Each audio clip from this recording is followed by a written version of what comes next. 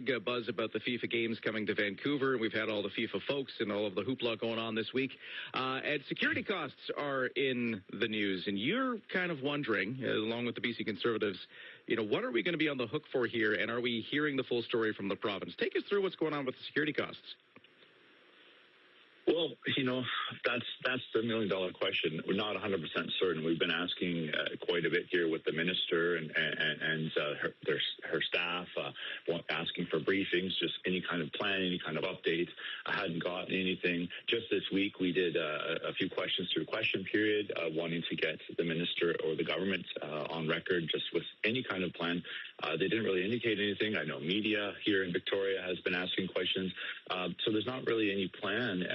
We're 40 days out. We're like 6 weeks away, and it's a little concerning. There doesn't seem to be a plan here that they're stating yet. They have said they're getting $100 million from the federal government to help offset these costs, which sure sounds like a lot of money, but do you have a sense that that could not be enough?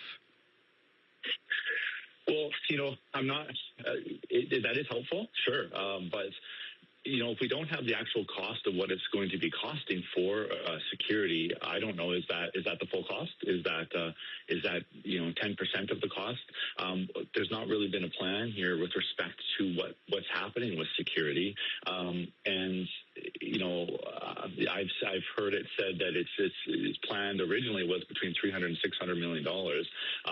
People are worried if it's gone up. There's been no indication where that stands and what the breakdown is.